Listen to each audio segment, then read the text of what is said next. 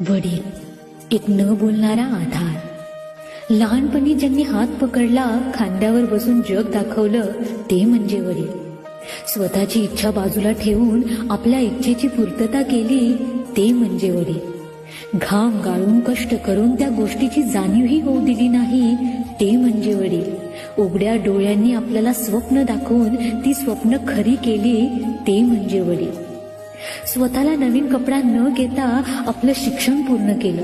आयुष्याच्या वाटेवर कधीही हरलो तरी शांतपणे आपल्या पाठीशी उभे राहिले, ते म्हणजे वडील. आज मोठे झाल्यावर आपण विचारतो त्यांना, काय केलं तुम्ही आमच्यासाठी?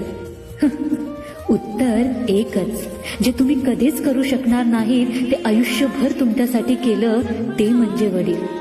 खरंच सावलीसारखा शांत, संकटात कायम तुमच्या पाठीशी, ते म्हणजे वडील, एक न बोलणारा आधार.